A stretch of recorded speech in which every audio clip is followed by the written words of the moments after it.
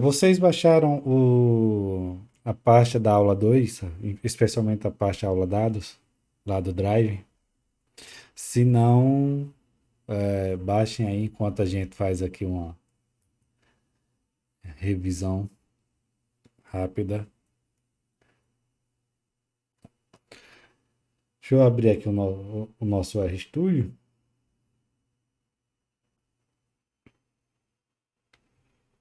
Por padrão, ele já vai carregar a última atividade que está sendo feita e não foi fechada, né? Mas eu vou abrir um novo script aqui.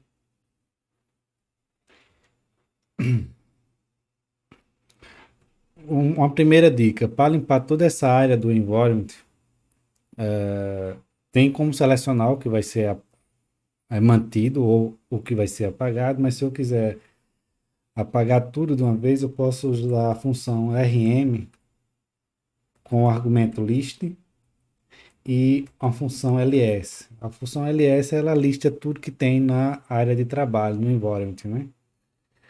E aí o rm vai, no caso, vai remover todo o vetor, que nesse caso aqui é alfa, casa. Então, ls cria um vetor com o nome de todos os objetos. Então, aqui eu tô limpando. Ali. Quando eu executo Ctrl Enter, já limpa. Ctrl Enter já limpa toda a área. Mas não apagou o nosso script lá que fizemos na aula passada.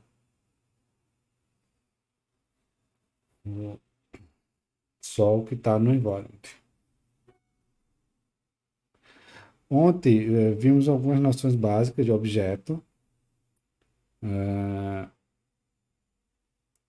Por exemplo, frutas. Vou criar aqui um vetor de texto.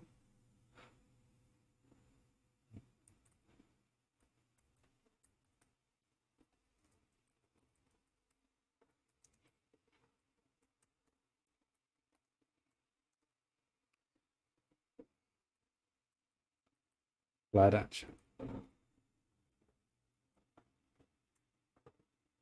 Então, quando executamos o combine, que é a função que a gente usa para criar vetores, seja eles numéricos ou de texto, como vimos ontem, já salva imediatamente no nosso environment um novo objeto chamado frutas. Que frutas contém exatamente a o nosso a nossa cesta de frutas aí: abacaxi, manga, açaí e laranja. Para selecionar uma dessas frutas, eu poderia selecionar usando o conchete e a posição desta fruta. Se eu quero selecionar abacaxi, por exemplo, fruta igual igual não, né? Entre conchete 1. Ou seja, está aqui selecionando o primeiro item da lista. Ou, para não confundir aqui, o primeiro item do vetor. Se eu quisesse mais de um, poderia construir um vetor dentro do conchete, de 1 a 3, por exemplo, ou usando o combine, selecionar por índice específico. Também funciona.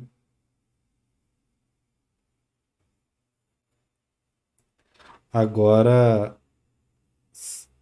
imaginemos que tivéssemos um banco de dados com dezenas, centenas, milhares, e quisesse selecionar todas as frutas que fossem iguais. Que dificultaria se a gente fosse olhar o índice dentro da tabela, qual linha está cada objeto. Teve na ontem, Jaira. Qual, qual, qual linha está, qual a posição que está cada item. Então, para não precisar fazer dessa forma, a gente utilizaria testes lógicos. Nesse caso, a gente poderia utilizar frutas e fazer um teste lógico. Deixa eu botar aqui igualdade, mas poderia ser qualquer outro dos testes lógicos. Tá aqui. Com isso, eu seleciono apenas o vetor, apenas o objeto, aliás, desculpa, apenas o elemento que tem o nome manga, o label manga. Ou posso fazer o contrário, pela diferença.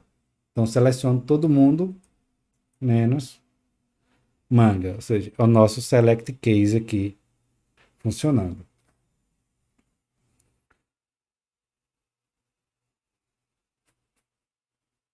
Mas antes de... falamos também sobre a questão de classes de objeto. Frutas aqui é da classe caractere, ou seja, da classe texto. Vimos também ontem a classe inteiro e a classe numérico, que no caso a inteiro, a numérica é mais ampla do que a inteiro, porque contém, predispõe a os decimais, e a classe texto é mais ampla do que as duas, porque pode contemplar qualquer informação. Hoje vamos ver uma outra classe de objeto bastante interessante e o que na prática vamos usar com mais frequência na pesquisa, seja para o mercado, seja para a academia, que é o data frame. A ideia do data frame é tão boa, que outras linguagens já estão tentando adaptar a essa lógica. Por exemplo, o Python criou um negócio chamado Pandas, que é para imitar essa ideia de data frame do R, que é muito bacana, muito legal. O que deixa, em termos de programação, muito fácil fazer análise de dados. Porque já é um formato que nós que não somos da computação já estamos acostumados, que é aquele formato tabulado do Excel, linhas e colunas. Então, emular essa forma de armazenar dados é extremamente importante para análise e tanto para quem está querendo fazer coleta de dados, armazenar dados, etc. Embora a gente possa armazenar dados não estruturados e depois fazer uma estruturação depois.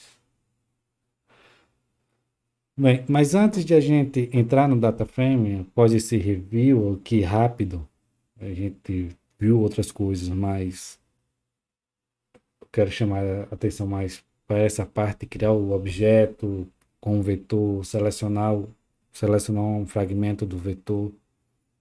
Agora a gente vai entender um pouco como funciona a organização do trabalho no R. Quer dizer, podemos ser desorganizados. O R vai permitir que sejamos desorganizados. Mas boa organização aumenta a produtividade. E o R ele trabalha com a ideia de ambiente. Então, ele está sempre trabalhando no ambiente, então ele carrega todos os dados de todos os arquivos que estão naquele ambiente. Atualmente aqui estamos trabalhando no ambiente getWD, no ambiente c:\user Denison Documentos. Esse é o ambiente. A parte que a gente está trabalhando lá na pasta documentos. Ou seja, um diretório num computador, quando você delimita ele dentro do R, ele vai ser o ambiente que vamos trabalhar. Então fica bem mais fácil trabalhar quando os dados já estão nesse ambiente. Mas no R tem um negócio legal que é, principalmente com o RStudio, já com uma ideia mais profissional e visando essa parte de produtividade, ele tem a ideia de projetos. Vamos criar um projeto aqui para organizar essa aula 2. A gente pode vir aqui em File, New Projeto, novo projeto aí. Ao clicar nele, ele vai dizer, ó, você está trabalhando aí, tem certeza? No caso aqui eu nem quero salvar, porque não era só uma revisão, não vou salvar o workspace. Ele vai criar um novo projeto e vai dizer o seguinte, você tem algumas opções.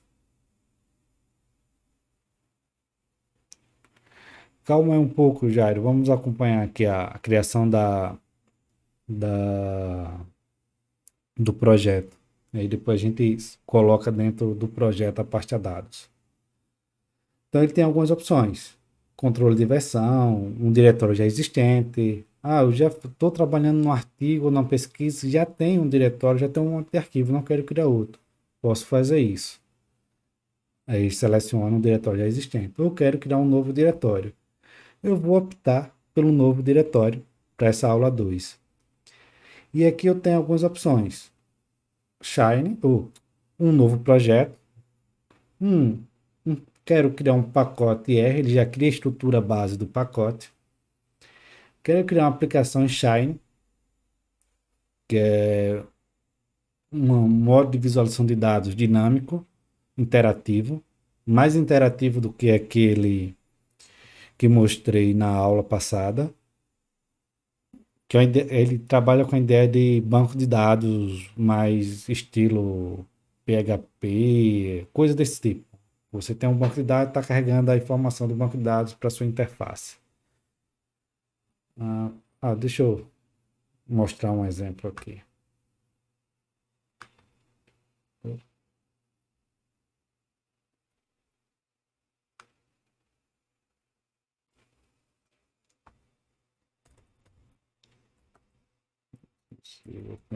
Lá vai o jabá.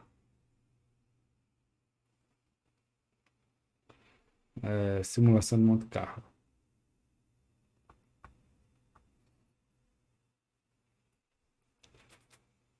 Então a ideia do Shine é que você tenha uma base de dados qualquer armazenada no servidor e que você consegue manipular a visualização ou até através de controles, né? No caso aqui tem esse gráfico de frequência com a simulação da média de altura de pessoas. Eu posso dizer o seguinte, ó, a altura média não vai ser 1,70 m, vai ser 1,65 m.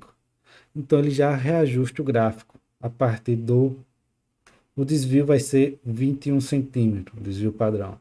Então ele já ajusta o gráfico automaticamente a partir da alteração dos parâmetros determinados. Então é uma forma bem legal para trabalhar com dashboard, visualização de dados, que é o Shine. Bem, voltamos para aqui. E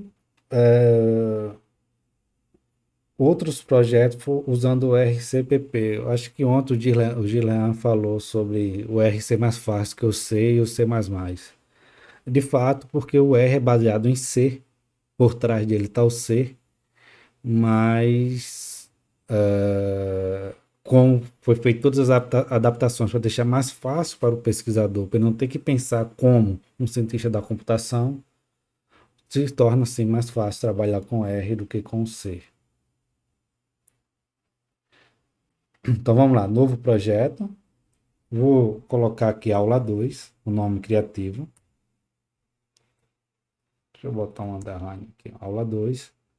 Vou escolher um diretório, vou escolher minha área de trabalho mesmo. Vocês podem escolher o que vocês quiserem. Pronto.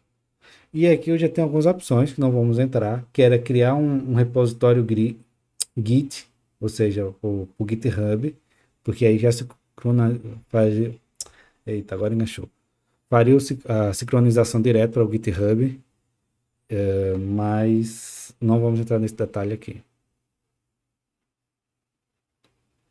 Então, criar um projeto. Quando ele cria o projeto, ele cria um arquivo aqui ó, no nosso ambiente novo. Ele já criou a pasta aula 2 no desktop e já criou um arquivo .rproj. Posso fazer aqui, ó, o getWD para verificar onde ele está trabalhando. E de fato ele está trabalhando em uso dentro do desktop aula 2. Deixa eu ocultar essa mensagem aqui. Aula 2. Isabela pode falar.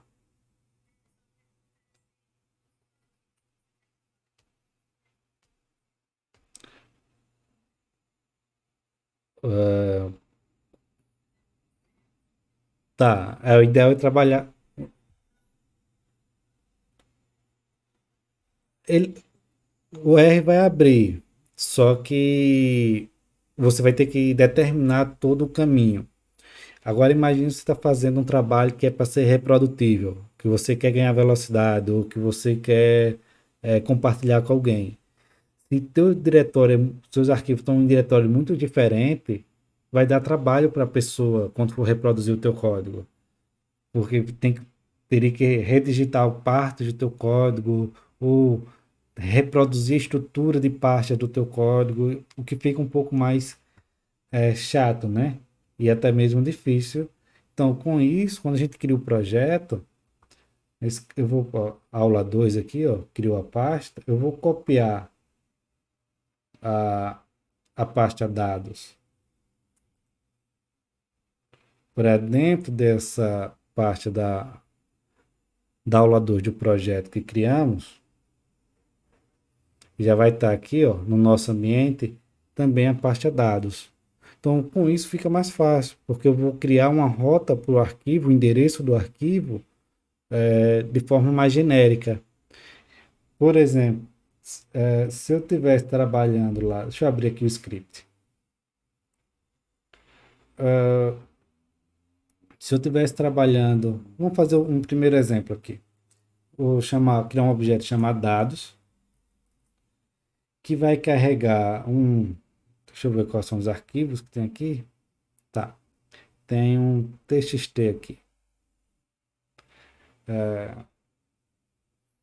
formato mais bruto, read table.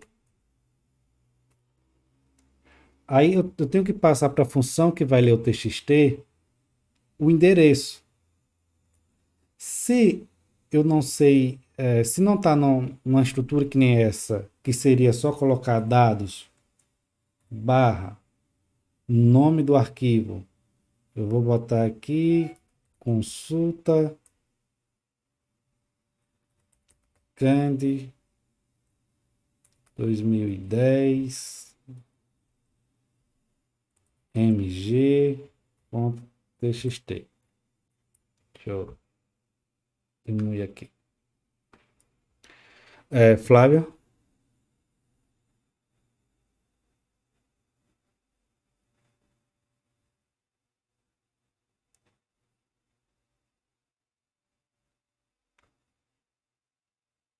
Vai. Só que aí, pelo que eu entendi, você criou. É, como, vou reproduzir aqui. Você criou tipo isso aqui. Não, eu criei fora, né? Eu criei no desktop aula 2 e copiei dados para aula 2. Pelo que eu entendi, o que você fez foi dados, aula 2. Pronto.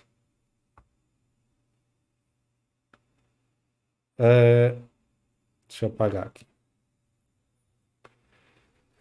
Funciona do jeito que você fez. Só vamos mudar um pouco como escreve os endereços aqui. Bom, nesse caso aqui, eu só preciso dizer isso, ó. Vá na parte aula 2 e vá na pasta e vá no arquivo consulta can 2010 mg.txt. Se esse arquivo está em outro lugar que não pertence a esse projeto, está fora dele, por exemplo, na unidade C, eu teria que dizer C, dois pontos, barra, barra, chamar aqui user, documentos. Mas imagine que tem pessoas que usam Mac, tem pessoas que usam Linux, pessoas que usam Windows. E cada vez que a gente em cada computador, cada sistema operacional, melhor falando, funciona a estrutura de documento diferente. A gente não tem unidade C dois pontos nem no Mac, nem no Linux. A gente utiliza de forma diferente.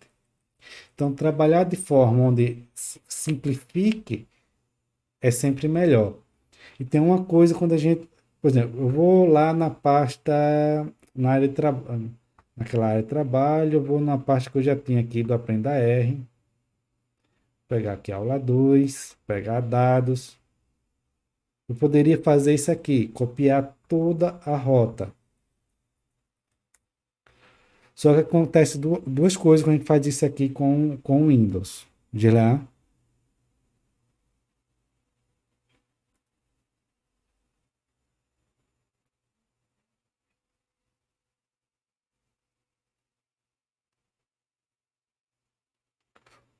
po- poderia, só que o R não se comporta bem trabalhando em nuvem, que não seja a nuvem dele.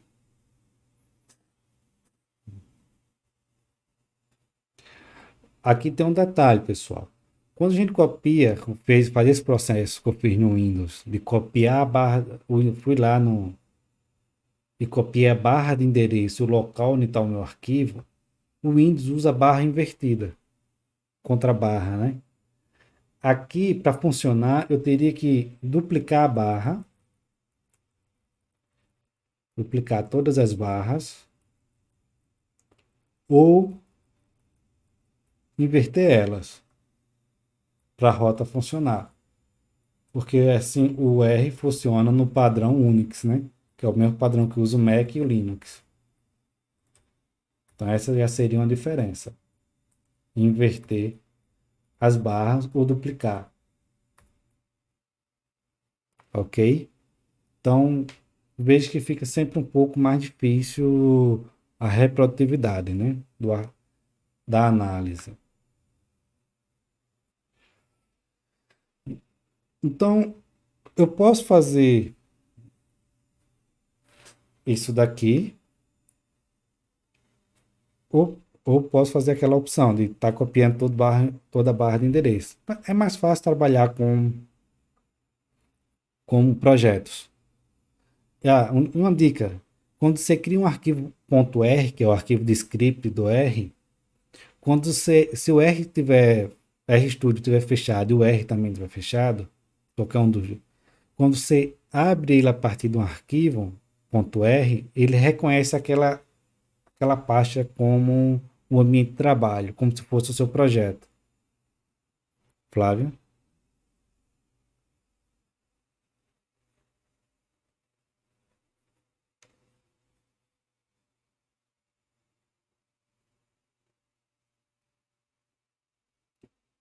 É exatamente isso que ele faz. Ele vai criar um diretório, a não ser que eu quero utilizar o mesmo diretório. Aí eu uso a outra opção, que é diretório existente. Aí ele não, não. Aí quando eu falo new diretório, é porque eu estou criando uma nova parte. Se eu quiser usar um diretório existente, ele vai na, você vai utilizar o mesmo, ele não vai criar o outro, né? Pronto. Deixar essa parte aqui mais para frente e vamos entrar aqui no, vamos criar alguns vetores. Vamos iniciar lá com frutas.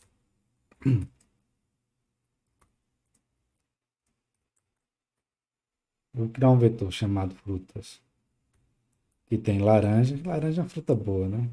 E no Brasil dá muito dinheiro.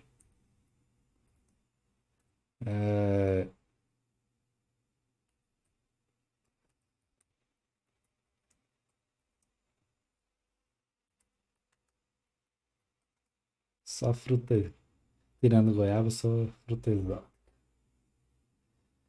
Ah, manga. Tá. Criei meu vetor frutas. Vamos criar um vetor chamado valor.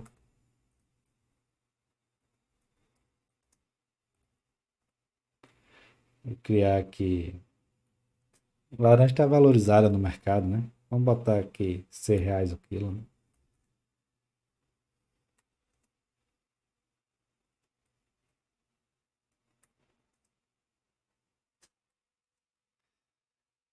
Helder,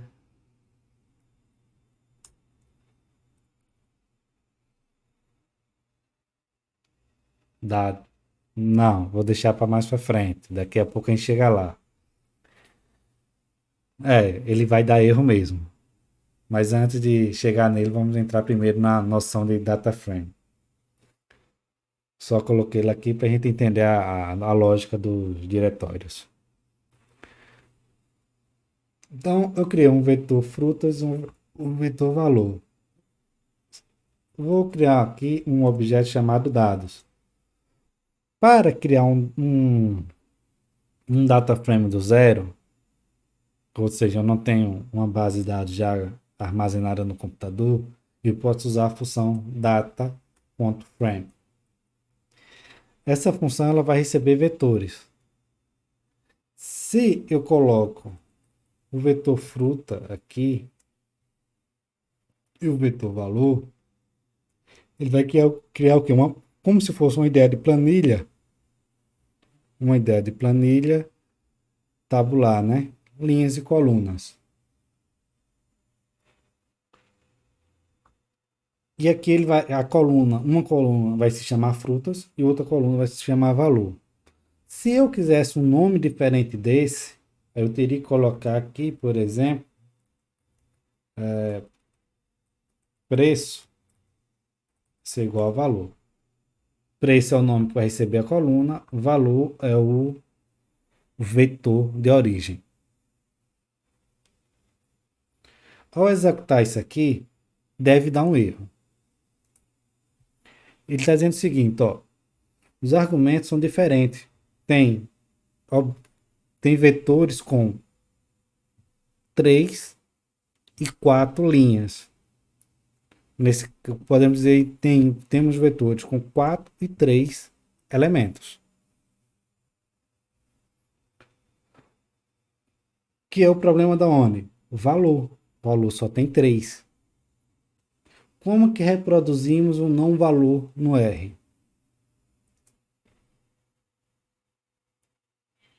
NA. Então, se eu executo aqui, recrio, né?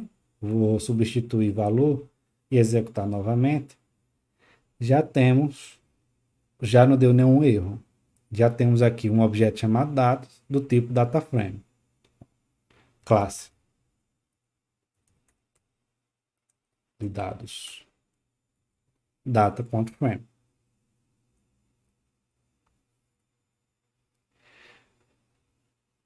Podemos executar aqui o dados e ter a visualização dele. Já temos aqui, ó, frutas, laranja, goiaba, saputi e manga. Preço 6, 4, 12 e não coletado. Ok? Por quê? Porque o DataFrame é uma estrutura regular. Todas as colunas têm que ter exatamente o mesmo número de linhas. Então, eu não posso ter colunas com número de elementos, vetores com número de elementos, colunas com número de linhas diferente, porque aí ele não fecha o formatozinho tabular, né? Um formato de matriz, vamos pensar assim. Então tem que ter, todas as colunas têm que ter a mesma quantidade de linhas, por isso ele deu aquele erro. Mas visualizar um data frame assim pequeno tá até fácil, eu executo, ok. Mas se fosse um data frame grande, daria muito trabalho. Então, quer dizer, na verdade ficaria impossível de ler. A maneira mais correta de visualizar um data frame é usando a função view com V maiúsculo. Então, view dados, ele vai abrir uma nova aba que nos vai mostrar aqui frutos, preços e cada elemento de cada vetor. E não é editável. Eu não consigo editar um data frame. Embora tenha soluções, alguns pacotes que dê essa funcionalidade, eu não gosto dela, eu prefiro a ideia original do R. Porque os dados são bloqueados para edição? Porque quando a gente edita manualmente, estamos fadados ao erro e ao esquecimento. Podemos errar ou podemos fazer a coisa mais certa do mundo, mas na frente não ter documentado, não ter escrito, não ter. Eu falo já, o Éder, Éder Flávio. O Vitor também falou aqui no negócio, eu entro já nesse detalhe. Então, tenho, eu vou ter esse problema, que é fazer uma alteração e não saber o que foi feito. E isso é problemático quando a gente está falando de procedimentos técnicos científicos, né? Eu vou responder logo o Vitor, que já falou aqui. Vitor, não existe limite de visualização, existe limite do seu computador. Quanto mais memória tem seu computador, maior o limite. Quando o banco de dados é muito grande, que excede a capacidade do seu computador, ou que está ali no limite e deixa ele muito lento, eu recomendo visualizar menos linhas.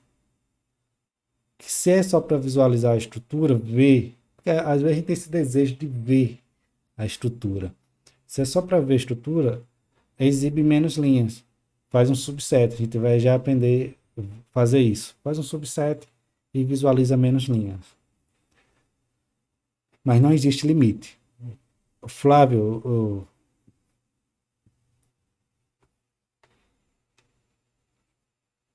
Helder,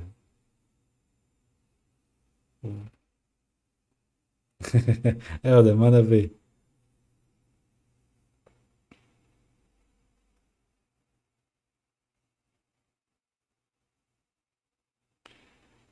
Helder, será que ele está falando com o microfone desligado? Tô sim.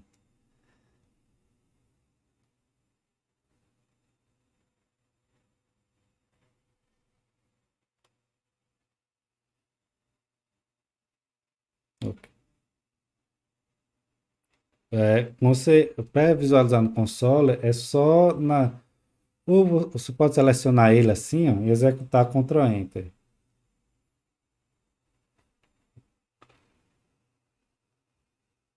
Não, tranquilo.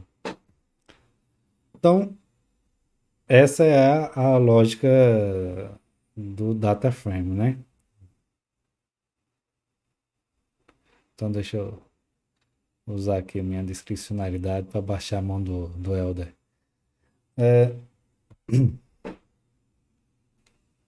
Você tem essa estrutura de alguma forma rígida, mas que vai nos ajudar no dia a dia. Então, como é que eu faço para acessar um valor dentro do data frame, fazer um subset e até mesmo alterar um valor dentro do data frame? Vimos ontem como fazemos seleção. Como é que fazemos uma seleção de um elemento dentro de um vetor? Flávio?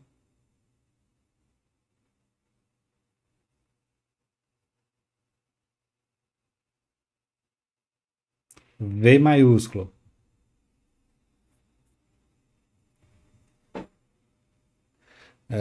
Francilene?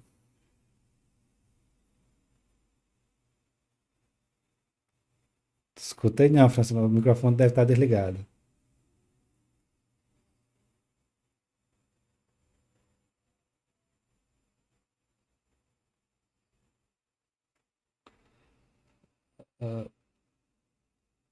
Eu teria que ver tua tela. Tem como compartilhar com a gente?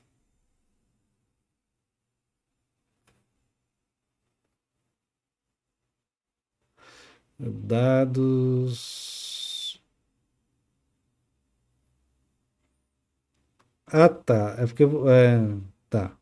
Vamos lá. Você terminou fechando o seu script, não foi isso? É só abrir um novo script aí. Novo script. Ou ele tá aí do ladinho. Ó. Porque eu não vi se ele tinha fechado, mas se ele não fechou, ele tá do ladinho aí. Nada. Então, a gente tem aqui essa forma, né? Ah, e poderíamos, antes de ir para a edição, poderíamos ter utilizado esse combine direto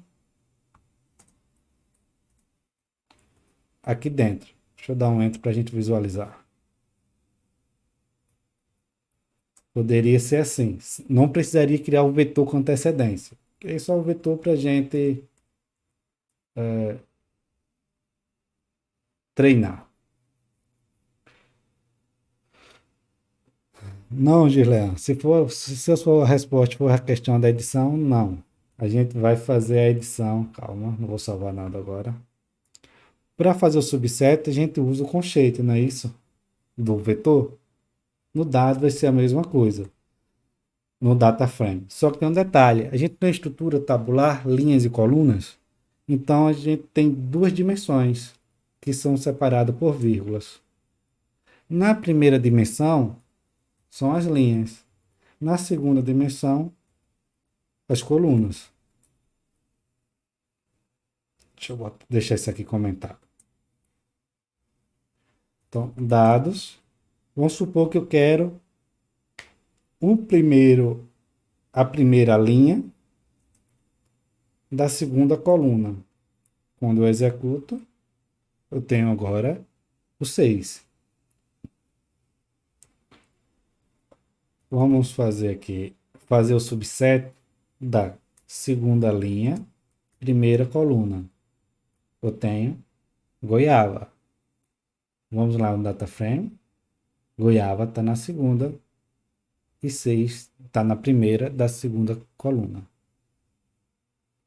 Então, essa é uma forma de fazer o subset sem utilizar qualquer função como o select do deploy. E posso utilizar os mesmos recursos de teste lógico e tudo para fazer as alterações.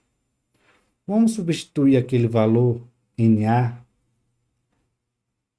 Ah, peraí, antes disso, Isabela.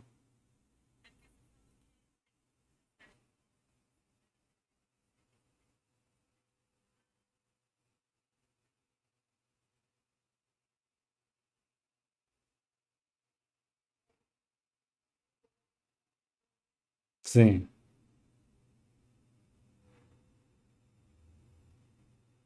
Ah, qual a posição você fala? Não, tem. Vamos ver isso um pouco mais à frente.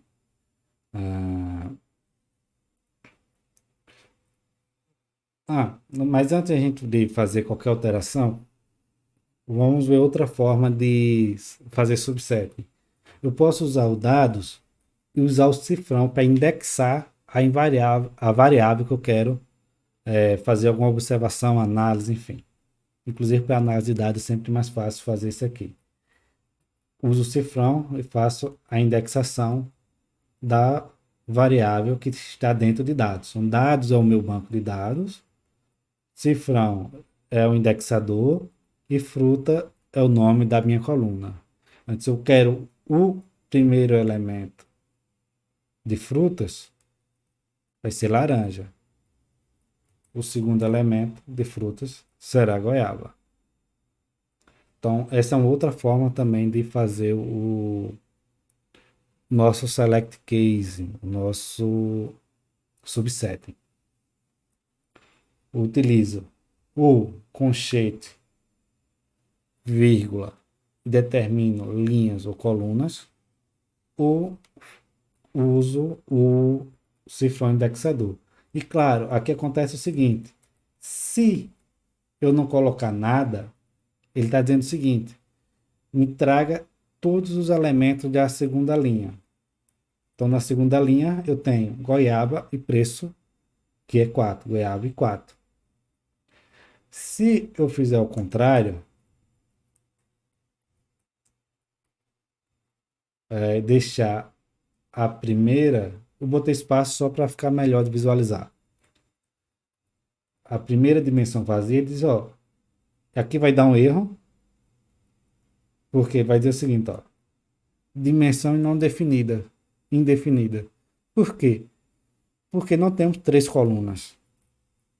Só temos duas colunas, então só poderia ser um ou dois, neste caso.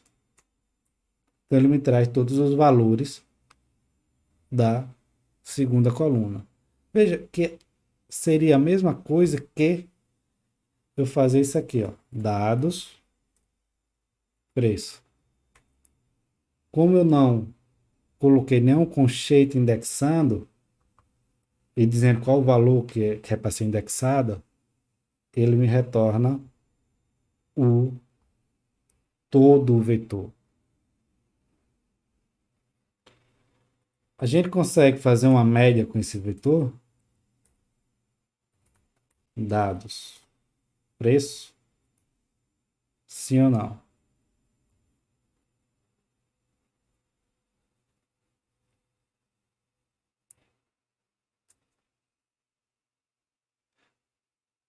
Falta um detalhe aqui, o que é que falta? Posso fazer o RM ponto, aliás, NA ponto RM igual a tudo. Ou poderia atribuir um valor para esse NA. Vamos supor que eu não quero perder o caso. Então, quando a gente está falando principalmente de regressão, se a gente bota isso na regressão, a gente vai perder o caso, né?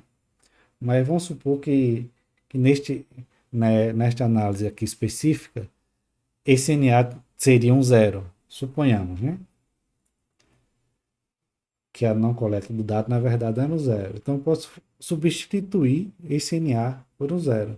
Então, poderia fazer dados, preço, a isNA, que é um teste lógico para testar se é ou não é NA, do próprio dados, preço, só que eu quero a negação, né? Eu quero, não, na verdade eu quero alterar ele. Se for NA, posso manter assim. Se for NA, ele vai receber qual valor? Zero. Estou determinando um valor para ele. Quando eu faço isso aqui, se eu tiver 30 NA nesta coluna, ele alteraria todos para zero. Então, preço é igual agora 4, 6, 4, 12, 0. Então, a média não faz diferença eu manter isso aqui, mas se eu não manter, ele já funcionaria, que era o NA, mas não tem nenhum NA. Então, a média agora é 5,5, uma vez que zero agora é um valor na casa dos reais, né? Ok, até aqui.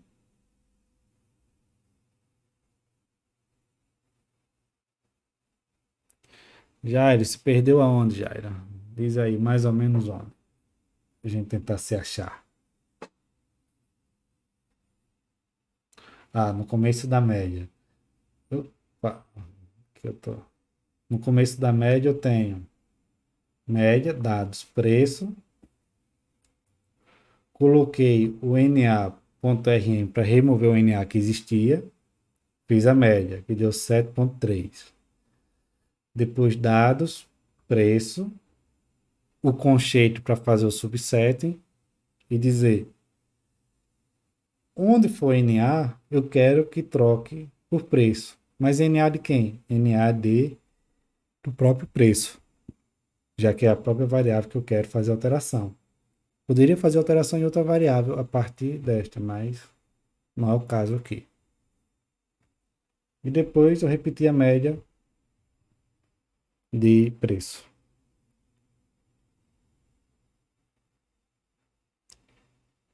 Helder?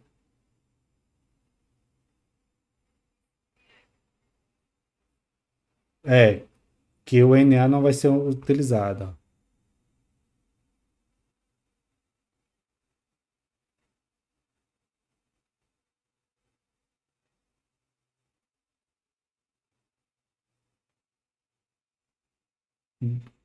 Definitivo. Eu estou fazendo a alteração que eu não poderia fazer manual aqui, ó. Entendeu? Alteração que eu não poderia fazer manual, eu faço utilizando o script. Dá um pouco mais de trabalho, mas é garantido que você vai ter o passo a passo depois das alterações que você fez. Isabela, falar de novo? Não. Mas, continuando lá, isso aqui é só para remover para análise o NA.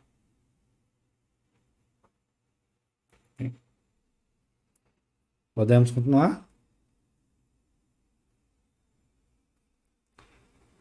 E se eu quisesse criar uma nova variável? Eu teria que fazer tudo isso de novo? Fazer novos vetores, fazer tudo isso de novo, depois fazer a recodificação para inserir a nova variável? Não, eu poderia dizer, a partir deste ponto eu quero uma nova variável. E essa nova variável pode, pode ser, inclusive, fruto de uma operação com outra variável, ou simplesmente uma nova. Eu vou dizer o seguinte, ó, frutas, já tenho preço.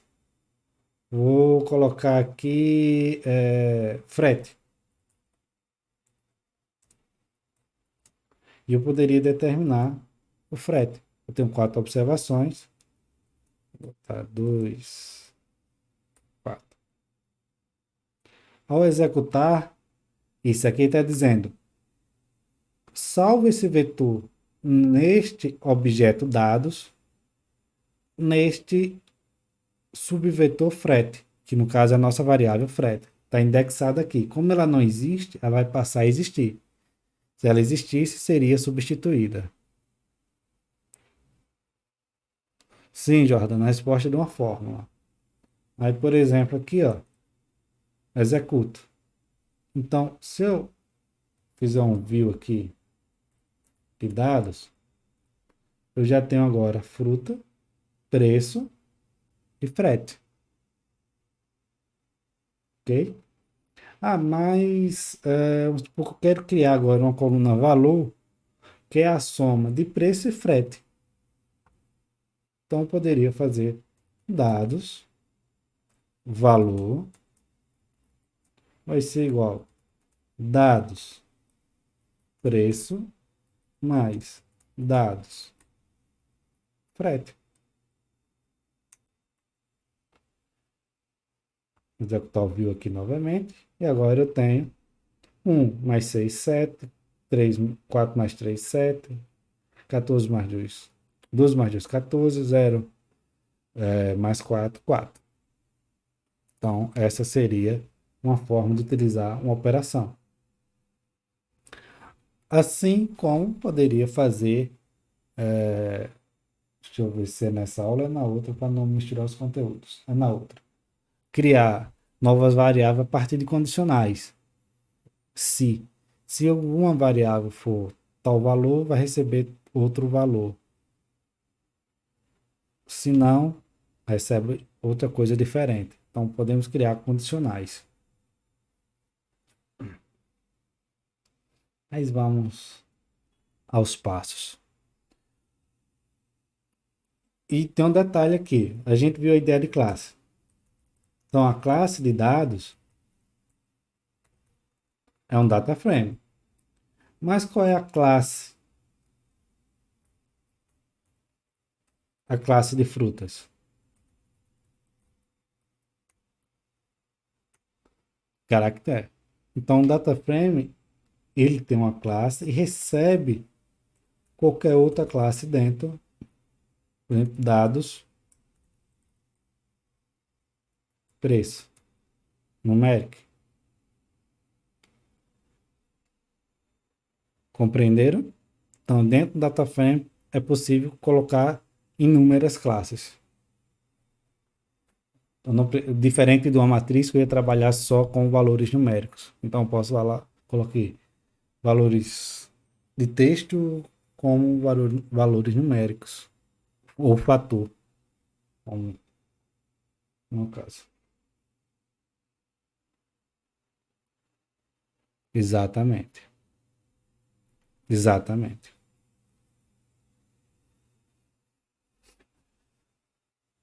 Mas bem, na prática, no dia a dia, a não ser que a gente esteja fazendo web scraping, coletando dados direto da internet, ou fazendo, ou a gente tem vários bancos de dados, ou vários arquivos no computador e queremos transformar em um banco de dados, raramente a gente vai utilizar essa estrutura de criação de data frame, porque é trabalhosa.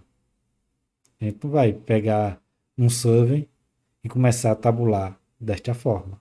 Aí é mais fácil tabular no Excel, né, gente? Embora que hoje não acredito, pior, acredito, que ainda aplique survey em papel, na pranchetinha. Eu já vi isso aplicando ainda. Isso é complicado, gente.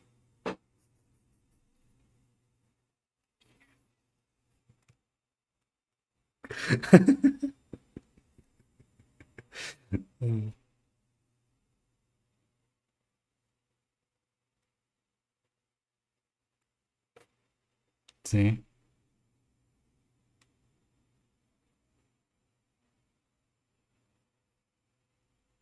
Aí foi pra prancheta.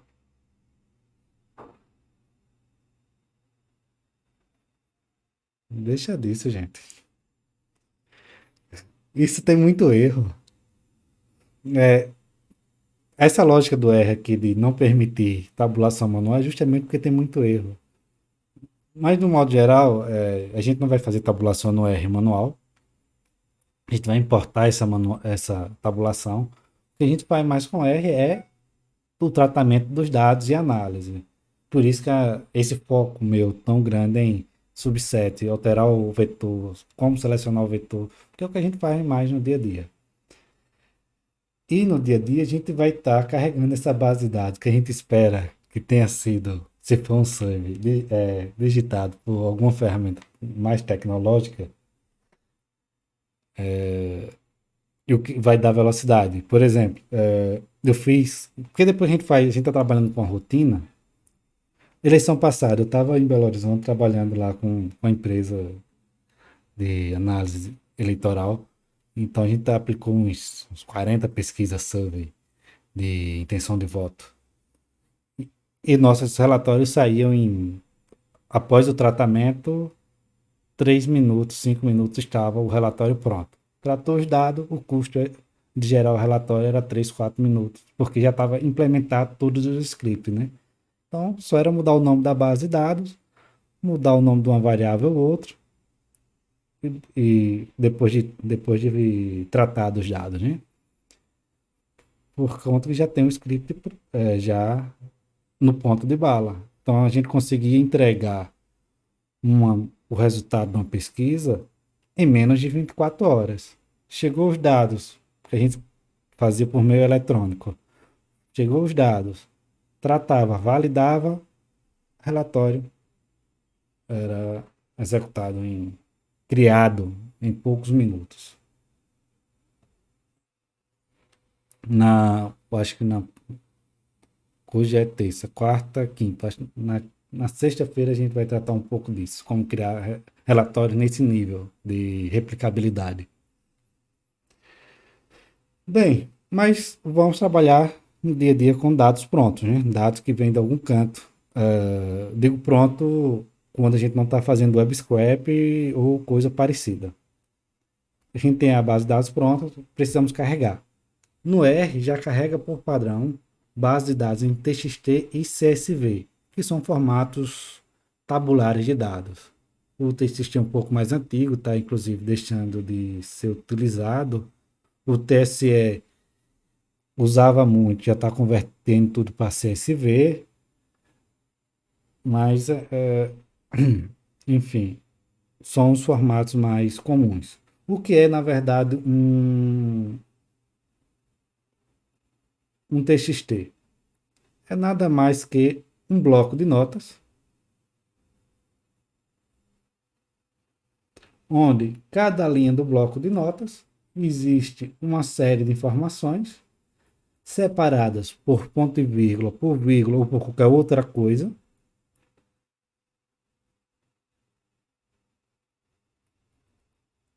É simplesmente isso. Isso é uma base de dados. É assim que se fazia antigamente, esse negócio. E o TXT é um mais rudimentar. Veja que o primeiro detalhe aqui no nosso TXT é que a primeira linha não existe o label, o cabeçalho, o nome das colunas. Vamos fechar esse TXT. Só que aqui, ó, colocamos a rota, que é o read table, que é a função mais básica. Existe mais umas 300 funções aí para ler arquivos, mas iniciar aqui com ela. Então, se eu executar aqui, ele já vai dar algumas informações.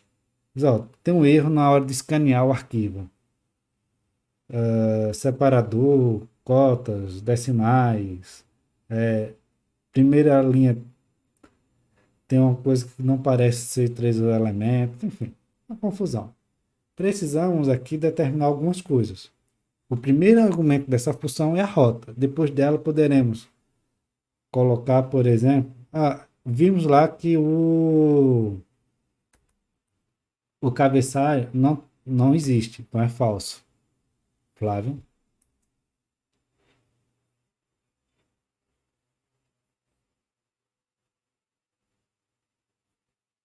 o atalho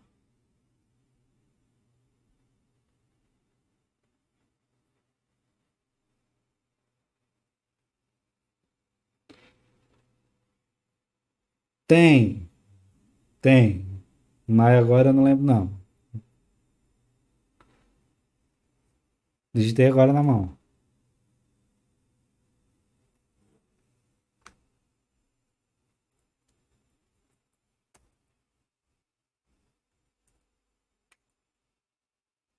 Mandei aí no chat. Mandei um atalho aí, Ctrl C, Ctrl V.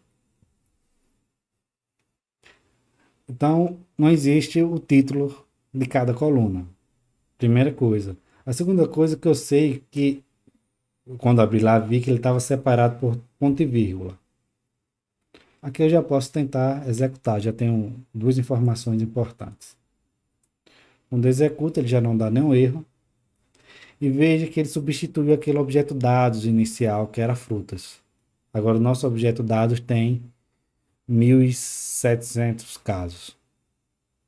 Observações. Então, viu dados. E o que ele fez? Criou como nome de cada coluna V1, V2, uma sequência, né? Ele disse, ó, você não me disse o nome, não tem um nome, eu vou criar um nome aqui qualquer. E aqui ele criou toda a nossa base de dados. Flávio.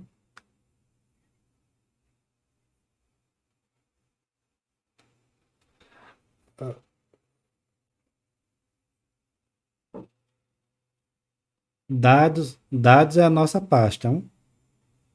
Se você não está trabalhando com a pasta dados, você já está dentro dela, aí é só consulta.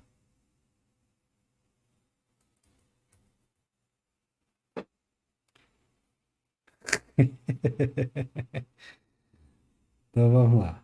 Não, e a gente poderia analisar cada variável para identificar qual é a classe. Dados de V1, caractere. Classe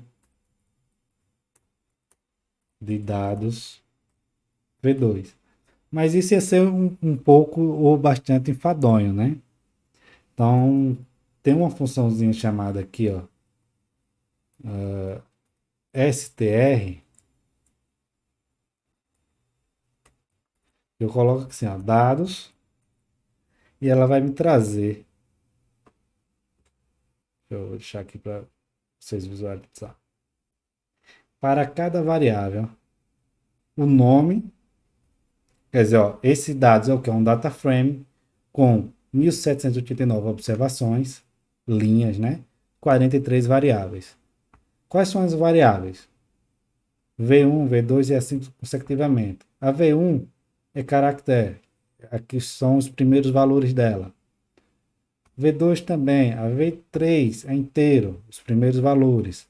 E assim consecutivamente para todas as variáveis. Então, conseguimos ter uma dimensão de toda a nossa base de dados apenas usando a função str.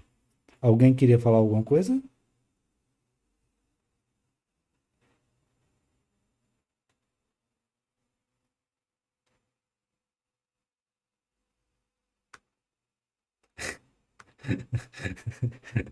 Tranquilo, tranquilo. Então a gente consegue já de cara, deu uma travada aí, bruta, o computador que está um pouco quente.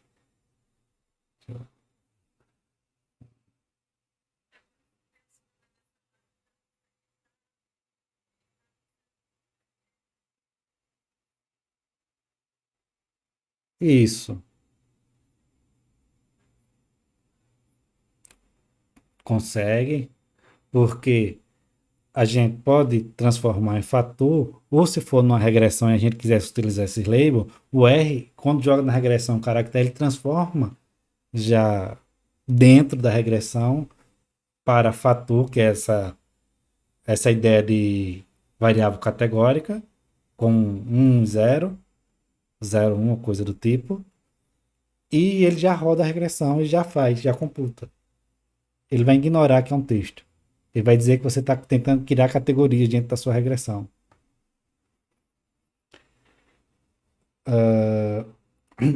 Mas vamos lá, fazer algumas transformações. Primeira coisa, a gente pode. Tá. A única variável, cadê? Variável numérica que tem lá. Não interessa a gente não.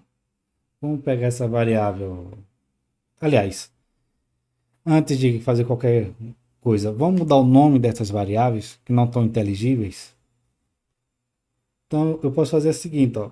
Primeiro, eu posso utilizar names para identificar quais são os nomes. Deixa eu catar aqui um ventilador. Deixa eu ver como é que eu posiciono. Eu acho que dá. Acho que ele aguenta.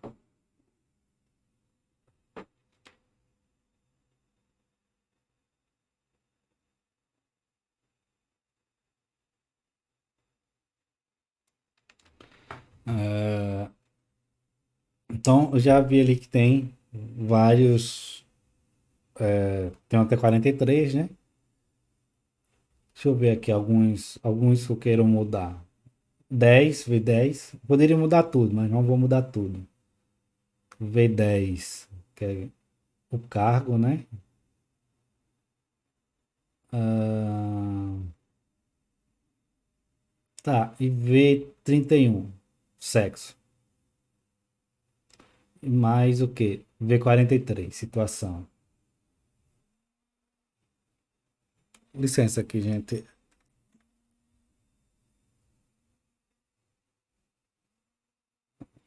Ah, não, depois eu vejo isso aqui. Ah, tá. Eram. Ah, sim. Eu disse quero. Aí eu posso fazer um subset nisso aqui mesmo. Existe uma função rename lá no deploy, mas não. Por enquanto só R base é o suficiente.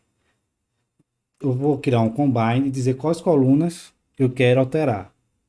Quem lembra aí qual eram? Sei que era 43, 43, 10 e sexo que eu não lembro qual era.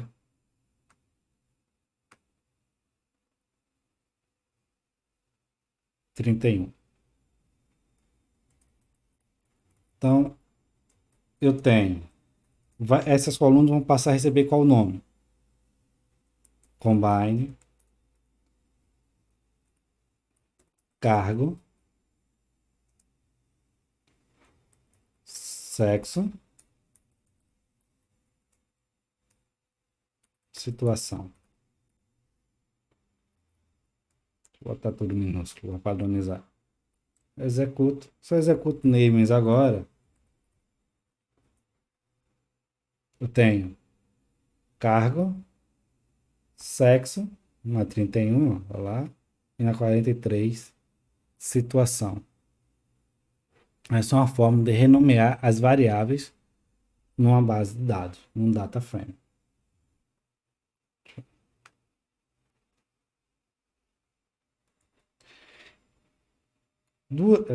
As três variáveis são variáveis qualitativas. Eu poderia fazer aqui um table para extrair a frequência delas.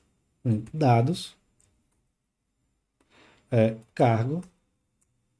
Então, a gente tem 13 candidatos a suplente, primeiro e segundo suplente, 1.000 candidatos a deputado estadual, 600 deputados federais, 9 governadores, 13 senadores e 9 vice-governadores. Flávio, assim que eu terminar e fazer os cortezinhos de início e de fim para tirar os excessos que a gente não está falando nada. E não está fazendo essas coisas.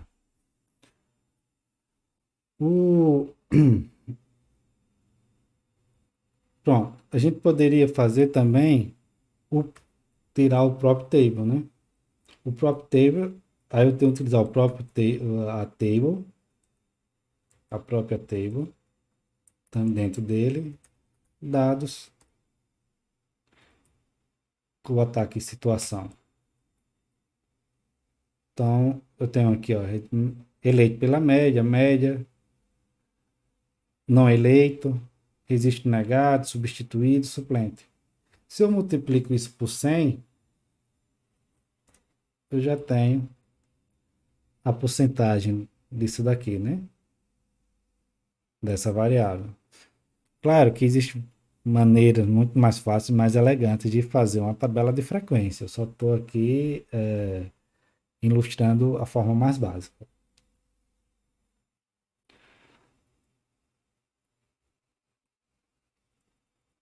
O próprio table, né? Essa seria uma forma. Mas aqui está misturado todos os candidatos. Vamos supor que eu quisesse só deputados estaduais. Eu vou criar um novo data frame, porque eu quero manter o outro, poderia substituir, mas quero manter. Vou chamar aqui de DEP. São os deputados estaduais. Então, quem serão os deputados estaduais? Dados, cargo. Só que eu preciso saber exatamente como está escrito deputado estadual.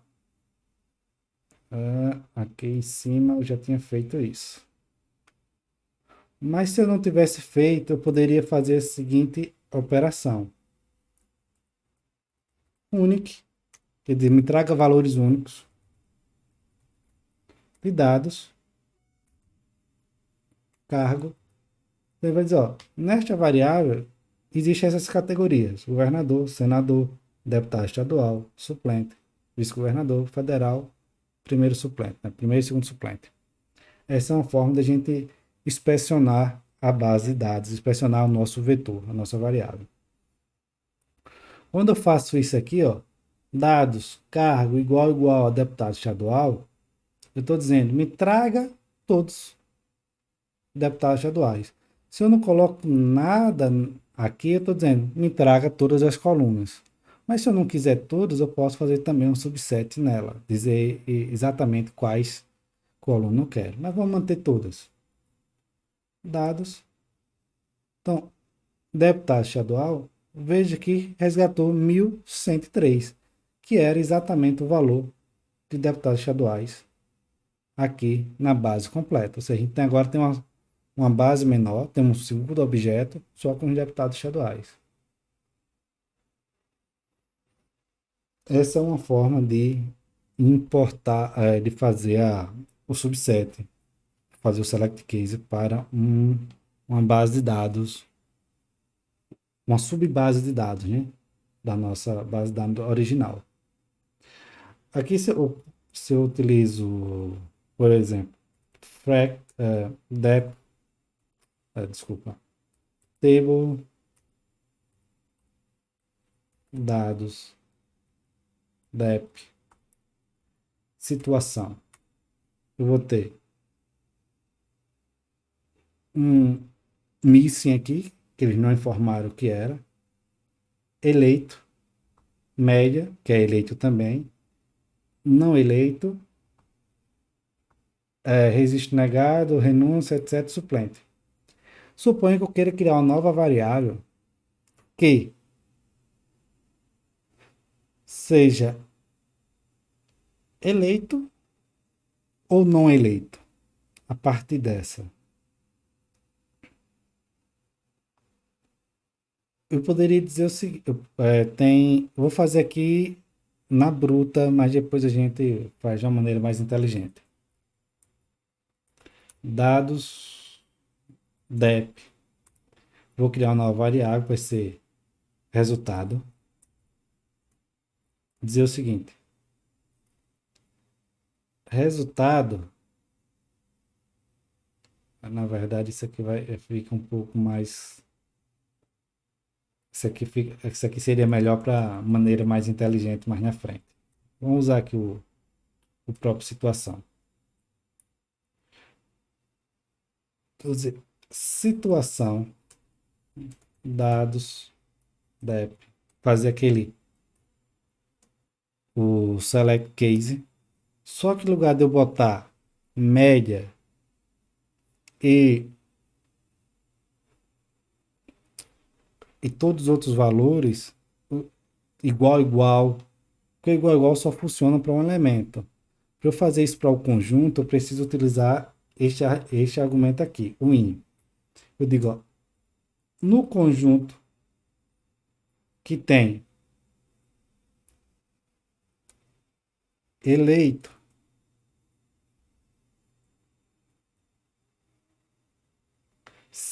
e média,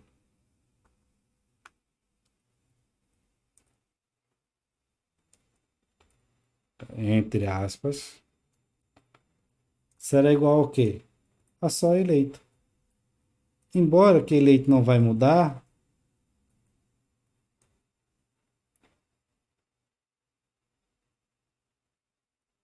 mas só para exemplificar. Embora que eleito não vai mudar, vai continuar eleito, eu poderia fazer o teste só com média.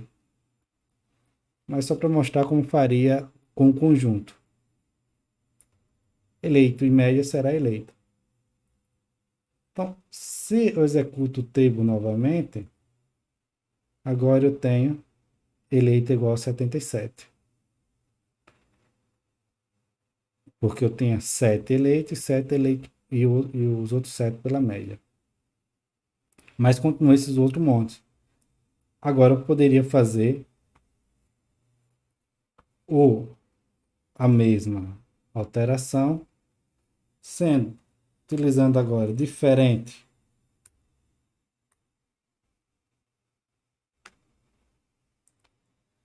de eleito,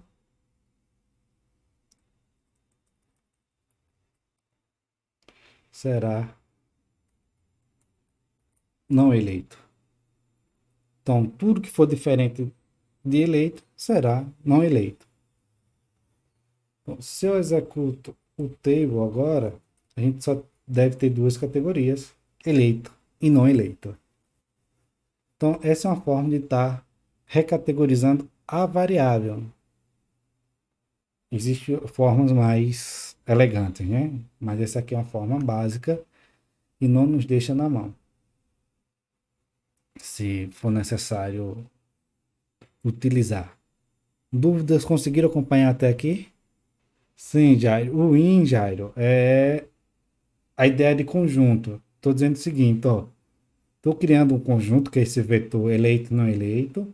E quando eu digo isso aqui, eu estou testando. Esse é igual a esse pertence a esse, na linguagem de conjunto é melhor. Se, eleito em média pertence à situação, ou no inverso, quais elementos de situação pertencem a eleito em média? Compreendeu agora a ideia do in? Pronto. Aí nesse caso eu testei se pertence os que pertencem vai receber um novo valor, que é eleito. Ou seja, tudo que for eleito em média dentro de situação, recebe agora só o label não eleito. Porque eu não consigo fazer esse teste aqui de igualdade ou diferença com o combined. Então, como eu não consigo, eu faço ele no conjunto. Se fosse CSV, a gente utilizaria read.csv ou read.csv2 para ler o arquivo, né? Como é TXT, a gente usa read table. O CSV seria read CSV, read CSV2.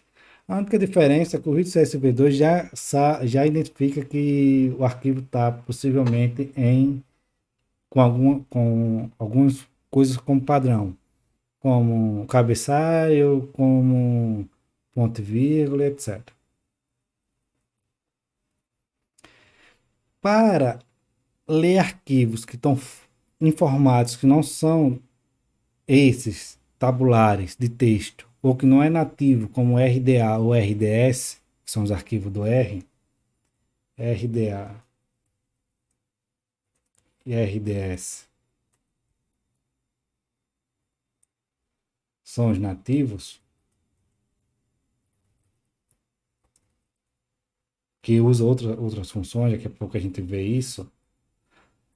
Todos os demais, XLS, que é do Excel, SAV, que é do Stata, ou SAV, que é do SPSS, DTA, que é do Stata, a gente precisa de pacotes com funções que ajudem a ler isso.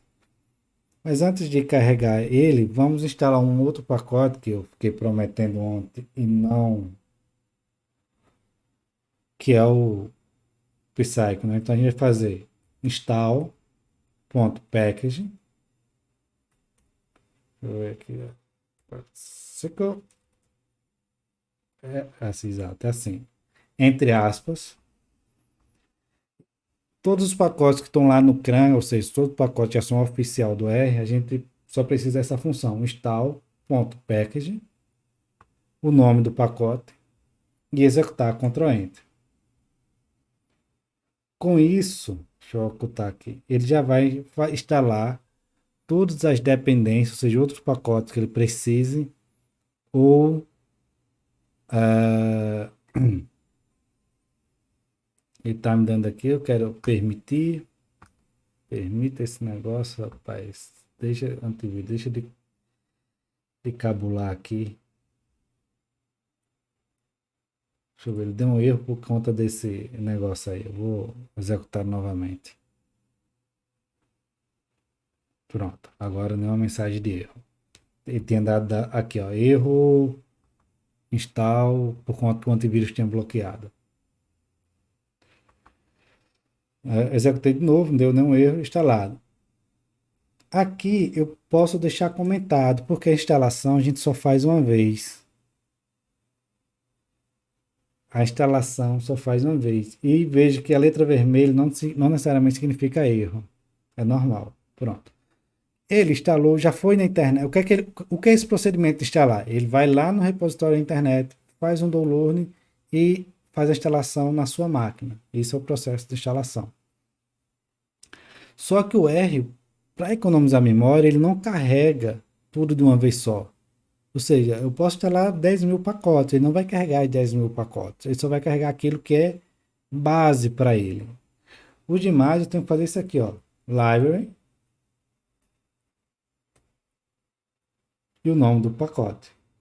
Nesse caso aqui, ó, cycle, faço library. Aí, quando eu faço isso, todas as funções dele já estão disponíveis para mim. Acho que nele tem uma função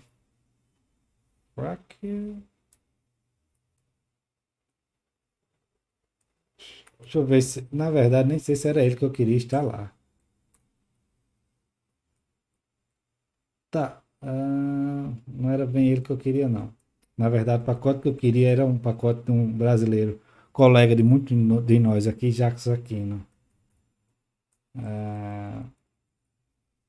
Esse aqui é para outra aula. Mas vamos deixar ele aqui. Install. Ponto. Cadê o... Faltou o S ali, ó.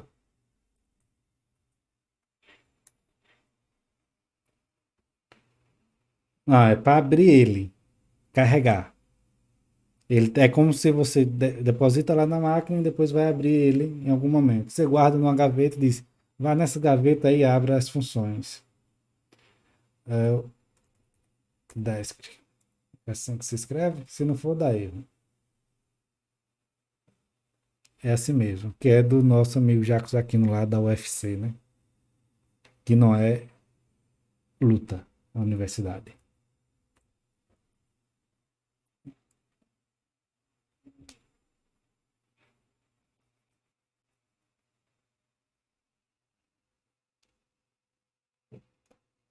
É sobre uma questão de versão de pacote, né? Mas se ele instalou, não pode ignorar isso daí. É só para dizer que você precisa atualizar em algum momento da vida o seu R base. Então, library, desk, é assim que eu quero a função que eu queria estar aqui. Frac. Aí aqui eu posso fazer o seguinte: dados. Deixa eu pegar essa situação que a gente editou. E aqui, por padrão, a função já nos gera uma tabela de frequência com a frequência de cada cargo e com que a gente chama de frequência relativa, né, em estatística, que é a porcentagem. Com o DEP lá eleito 6%, 93%. E já nos gera e gera também um gráfico. Eu posso colocar aqui, dentro dessa função tem um argumento que é o plot. Plot igual a falso. Se eu faço isso, o, ele não gera o gráfico. Ó, deixa eu limpar aqui. Um executado novo e ele não gerou o plot, justamente porque eu coloquei igual a falso. Por padrão, ela é igual a verdadeiro. Então, essa é uma forma muito fácil de gerar uma tabela de frequência utilizando o pacote Desktop. Aqui tem, deixa eu ver, eu acho que cross table também para imitar lá aquela função lá do SPSS. Deixa eu ver, dados, DEP, situação por dados, DEP, sexo. E aqui ele já me retorna a contagem, né? Dos eleitos, 4 são do sexo feminino e 73 sexo masculino. Mas existe uma função aqui dentro, um argumento, na verdade, dentro da função, que é o prop. Prop tem dois, na verdade. Prop 3. Prop C, prop R e prop T, que é o total. Prop R, vou botar aqui igual a tudo. E aí ele me gerou aqui, ó. 5% dos eleitos são do sexo feminino. E 94% são do sexo masculino. Então, o que é uma forma bem simples de estar gerando aí. E ele ainda gera esse gráfico aqui, cruzando as variáveis categóricas, né?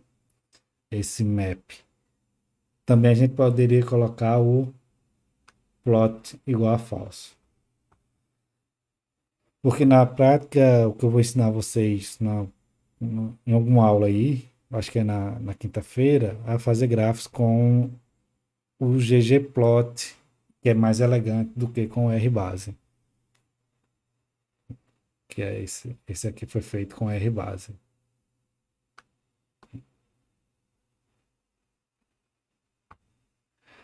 Bem, essa é uma forma de fazer estatística descritiva, mas como foco da aula não é estatística, voltamos para nossas manipulações de dados.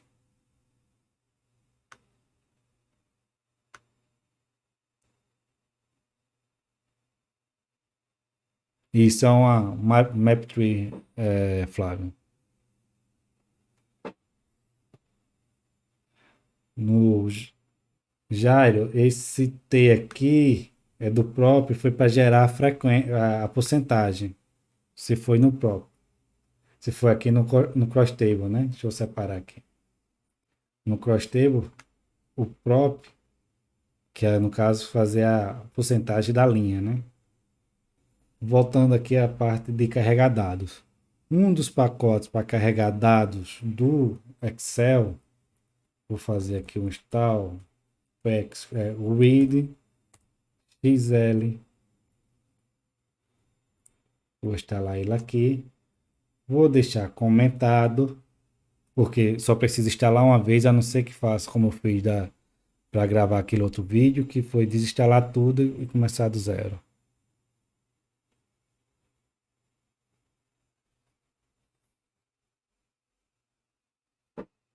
Pronto, instalou, posso fazer o library, read xl, e eu tenho um arquivo aqui que está em Excel, que é líder da legislatura 50-51, né?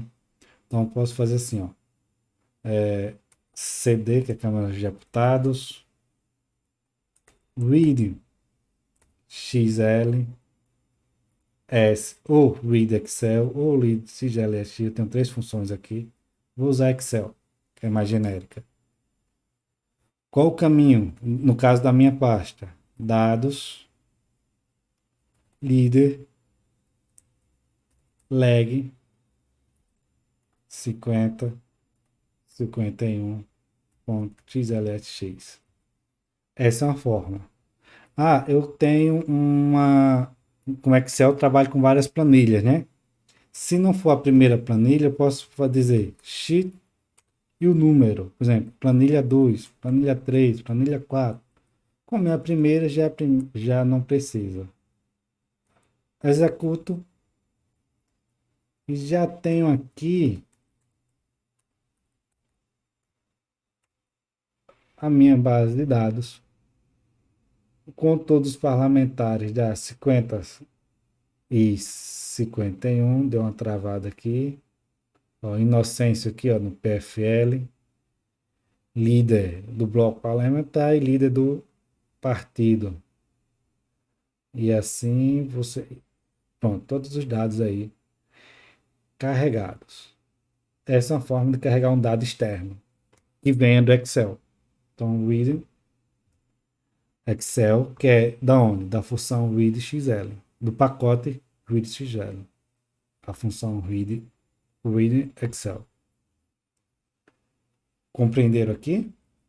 Se for do Stata ou do SPSS, a gente tem alguns pacotes. A gente tem um Forent, que eu acho que a versão dessas mais novas já vem com ele instalado. Já vem, Forent, o estrangeiro aqui. Eu posso dizer o seguinte, ó. Ezeb, que é o do Stata. Ezeb. Read.dta, é isso mesmo. Read.dta. E a mesma história. Preciso colocar o nome do arquivo, a rota, né? Que está em dados. Ezeb 2014.dta. E aqui eu faço o carregamento. Já carregou também aqui o Ezeb. Viu? Ezeb. Para quem não conhece, o Ezeb é um survey que é feito não sei em quantos anos sobre eleições. E mais alguma coisa a mais. Voto, comportamento eleitoral.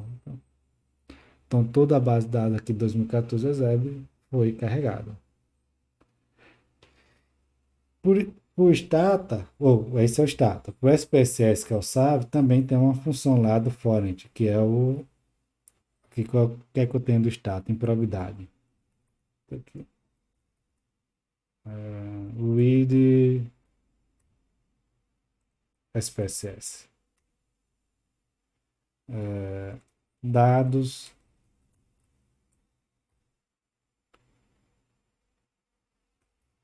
improbidade 4.000 pontos sabe. Só que aqui ele tem um problema. Por quê? Nesta função aqui, ele gera o arquivo, o objeto, melhor falando, na classe lista. A classe lista a gente não viu e não estudou ela ainda. Ela é um pouco mais complexa. Então, dentro do SPSS, eu tenho tem um argumento que faz o seguinte, to data frame, para data frame, verdadeiro. Por quê? Porque como o SPSS tem aquelas histórias lá de colocar números atrás dos labels, etc., ele cria descrição da variável, tem aquele monte de parafernália lá, ele cria uma lista para guardar toda essa informação. Mas eu quero no formato DataFrame, por isso eu tenho que utilizar esse argumento, se eu estiver utilizando esta função do forend. E agora a classe é data.frame. Então, view, improve aqui. E ele carregou, ó, no nome da variável, ele já trouxe aqui a descrição que estava lá. Ó. Todas as variáveis.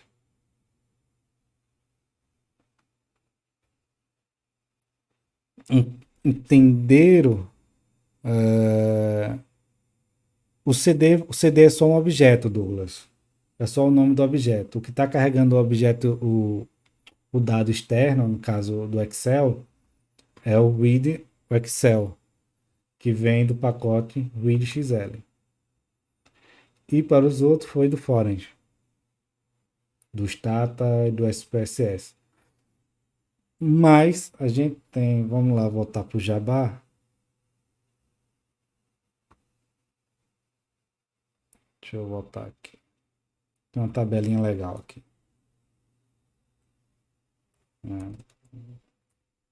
electionsbr.com/livre. Importação. Aqui tem uns pacotes que não estão aqui também, mas a gente tem pelo menos o IDR que abre TXT, CSV, deixa eu ver aqui mais. Pelo menos. Eu tenho aqui ó, o readxl, o readods para arquivos lá do OpenOffice ou do BROffice. Temos o Raven, que abre Stata, SPSS, Stata, SAIS. Temos o Rio que abre JSON, que é o JavaScript, da base de dados em JSON. E para o arquivo em RDA, basta a gente utilizar a função loading do RBase. Temos essa tabelinha aqui que ajuda a todos. Então, no modo geral, carregar dados já tabulados, mesmo que não seja tabulado, existe uma enormidade de pacotes para instalar os pacotes que já estão dentro do CRAN. Basta install.package e o nome do pacote entre aspas. Vai estar, se não der um erro, vai estar instalado. E para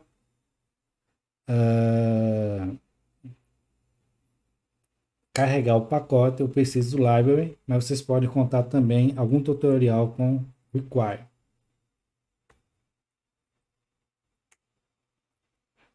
É basicamente a mesma coisa, só que é muito mais comum a gente usar o library. Dúvidas, questões? desta parte de importação dos dados. Vamos e salvem o script, né? Salvar, vou botar aqui aula 2. Na nossa pasta base lá vai ter dois arquivos, um aula 2 rproject e um aula 2.r. O ponto .r que é o nosso script.